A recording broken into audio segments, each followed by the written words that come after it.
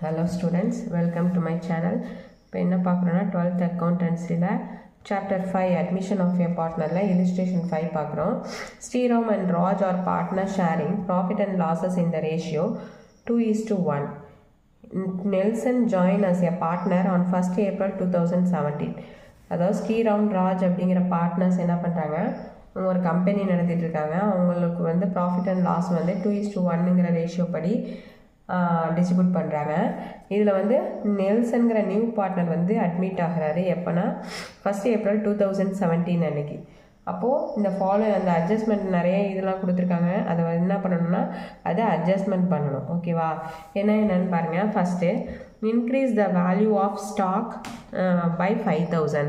அப்போ ஸ்டாக்கோட வேல்யூ வந்து இன்க்ரீஸ் ஆகிருக்கு 5,000. அப்போ நம்ம ஏற்கனவே ஜேர்னல் என்ட்ரியில் என்ன பார்க்குறோம், ஃபார் இன்க்ரீஸ் இந்த வேல்யூ ஆஃப் அசட் இன்க்ரீஸ் ஆகிருந்தால் concern asset account data to revaluation account அப்படின்னு போடுவோம். அப்போது இது என்ன ஆகும், எங்கே வரும், கன்சர்ன் அசட் டெபிட்டில் வரும் to revaluation account போடும். Next bring into record investment ₹7,000 which had not been recorded in the books of the firm. அதாவது இன்வெஸ்ட்மெண்ட் என்ன பண்ணிட்டாங்க, ரெக்கார்ட் பண்ணாமல் விட்டுட்டாங்க. அப்போது அதுக்கு என்ன என்ட்ரி வரும்னு பாருங்கள். ரெக்கார்ட் பண்ணாமல் விட்டுட்டாங்க அன்ரெக்கார்டட் அப்படின்னா ஏன்னா கன்சர்ன் அசட் என்ன, for recording and unrecorded asset என்ன வரும், இன்வெஸ்ட்மெண்ட்டுங்கிறது அசட் நமக்கு. அப்போ அதுவும் asset account data to revaluation, அதுவும் என்ன ஆகும், டெபிட்டில் தான் வரும். ஓகேவா? நெக்ஸ்ட்டு டு ரீவாலுவேஷன் போட்டோம். Next reduce the value of office எக்யூப்மெண்ட்டுங்கிறதும் அசட் தான். பை 10,000 என்ன இருக்குது, reduce the value of office equipment by 10,000 reduce ஆகிருக்கு. அப்போ ரெடியூஸ் ஆகிருந்துச்சு அப்படின்னா ரீவாலுவேஷன் டு கன்சர்ன் அசட், அப்போ அது கிரெடிட்டில் வரும். Next provision would also be made for outstanding வேஜஸ்னால் இப்போது நிலுவையில் இருக்குது 9,500. ஓகேவா? அவுட்ஸ்டாண்டிங்னா லயபிலிட்டி சைடு வரும். அப்போது அது எங்கே வரும் அப்படின்னா கிரெடிட் சைடு தான் வரும். ஓகேவா? இதை வச்சு நம்ம என்ன பண்ண போகிறோம், ஜேர்னல் என்ட்ரிஸ் போட போகிறோம். ஃபஸ்ட்டு பாருங்கள், ஜேர்னல் என்ட்ரிஸ் போடுறதுக்கு date, particulars, ledger, folio number, credit போட்டுங்க. போட்டுட்டு ஏதாவது 2017 1st April அன்னைக்கு போட போகிறோம். ஃபஸ்ட்டு எது வந்து டெபிட் வரும் அப்படின்னா ஸ்டாக்கும் இன்வெஸ்ட்மெண்ட்டும். அப்போது stock account data, investment account data to revaluation account. ஓகேவா? ஓகே, எந்த அட்ஜஸ்ட்மெண்ட் வந்து டெபிட்டில் வருதுன்னு ஃபஸ்ட்டு பார்த்துங்க. டெபிட்டை ஃபஸ்ட்டு கன்சர்ன் அசட் என்னென்ன இருக்குதுன்னு பார்த்துட்டு அதை போட்டுக்கணும். போட்டுட்டு டு ரீவாலுவேஷன் அக்கௌண்ட் போட வேண்டியதான்.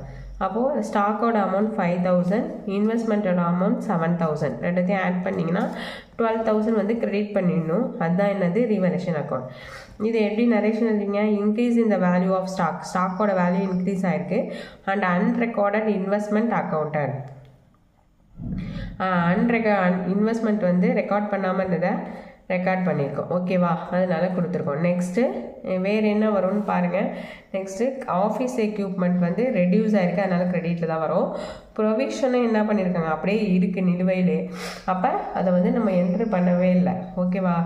அதனால் என்ன ஆகுது, இது ஒரு லயபிலிட்டிஸ், அதனால் வந்து கிரெடிட் பண்ணுறோம்.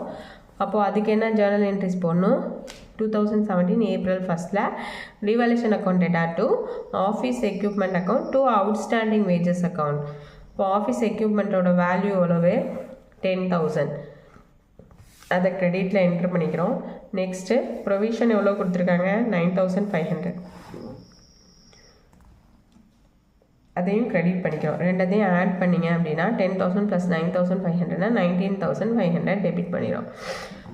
இது ரெண்டும் போட்டாச்சு. அப்புறம் என்ன பண்ணணும், இது ப்ராஃபிட்டா லாஸான்னு கண்டுபிடிக்கணும். ப்ராஃபிட்டா லாஸான்னு கண்டுபிடிக்க நம்ம என்ன பண்ணுவோம், ரீவாலுவேஷன் அக்கௌண்ட் போடுவோம். அப்போ ரீவாலுவேஷன் அக்கௌண்ட் போடும்போது என்ன பண்ணுவீங்க, டபுள் சைட் போடுவீங்க, டெபிட் கிரெடிட் கொடுத்துங்க, பர்டிகுலர்ஸ் ருபீஸ் போட்டுக்குவீங்க. போட்டுட்டு எதுலாம் டெபிட்டில் வரும் அப்படின்னா ஏற்கனவே நம்ம சொல்லியிருந்தோமா, எது டெபிட்டில் வரும் எது கிரெடிட்டில் வரும்னு, அதை அப்படியே எடுத்து என்ட்ரு பண்ணிடுங்க. ஸ்டாக்கும் இன்வெஸ்ட்மெண்ட்டும் எங்கே வரும், கிரெடிட் சைடு அப்படியே எடுத்து எழுத வேண்டியதான். By stock account by investment account, ஏன்னா ரீவாலுவேஷன் அக்கௌண்ட் தானே போடுறோம்.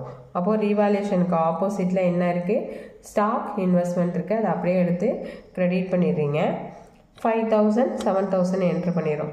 அதே மாதிரி இந்த சைட் பாருங்க ரீவல்யூஷன் டெபிட்டில் இருக்குது, அதுக்கு ஆப்போசிட்டில் ஆஃபீஸ் எக்யூப்மெண்ட்டும் அவுட்ஸ்டாண்டிங் வேஜஸும் இருக்குது. அதனால் debit side to office equipment account to outstanding wages account 10,000 9500 entry பண்ணிவிட்டு எந்த சைடு அதிகமாக இருக்குன்னு பாருங்கள். இந்த சைடு டெபிட் சைடு தான் அதிகமாக இருக்குது. அப்போது க்ரெடிட்டில் தான் வந்து நம்ம வந்து பேலன்ஸ் பண்ணணும். பேலன்ஸ் பண்ணிங்கன்னா 19,500லேருந்து 5,000 + 7,000 ஆட் பண்ணி லெஸ் பண்ணிங்கன்னா பேலன்ஸ் 7,500 கிடைக்கும். இப்போ க்ரெடிட்டில் கிடச்சிருக்கிறதுனால நமக்கு என்னது லாஸ். இதே டெபிட்டில் வந்துச்சுன்னா அது ப்ராஃபிட். இப்போ லாஸ் வந்து எங்கே ட்ரான்ஸ்ஃபர் ஆகும்? Loss and revaluation transfer to யார்? ஓல்டு பார்ட்னர் யார் இந்த இதில் பிஸ்னஸில்? ஸ்ரீராமும் ராஜு அவங்க அக்கௌண்ட்டுக்கு ட்ரான்ஸ்ஃபர் பண்ணிடணும். அப்போது Sriram capital account to Raj capital account. இவங்களோட ரேஷியோ வந்து 2:1. அப்போ 2:1னா 2 + 1 3, 2/3 1/3. 7,500 into 2/3, 7,500 into 1/3 போட்டிங்கன்னா 5,000 2,500 வரும். ரெண்டத்தையும் டோட்டல் பண்ணிங்கன்னா 7,500. ஓகேவா? இப்போது இதுக்கு ஜர்னல் என்ட்ரிஸ் போடணும். இப்போ நமக்கு லாஸ் தான் கிடச்சிருக்கு. லாஸ் கிடச்சிச்சுன்னா என்ன போடணும்னா, if there is loss on ரீவேல்யூஷன்னா old partner capital account debtor to revaluation account. இந்த என்ட்ரி தான் ஜர்னல் என்ட்ரிஸ் போடணும். ஓல்டு பார்ட்னர்ஸ் யார்? Sriram capital account debtor, Raj capital account debtor to revaluation account. இப்படி தான் போடணும். போட்டுட்டு அவங்களோட அமௌண்ட் என்ன? பிரித்த அமௌண்ட்டு 5,000 2,500. இது ரெண்டத்தையும் ஆட் பண்ணி 7,500 கிரெடிட் பண்ணிடணும். ஓகேவா? புரியுதா? இப்படி தான் ரீவேல்யூஷன் போடணும். தேங்க்ஸ் ஃபார் வாட்சிங்.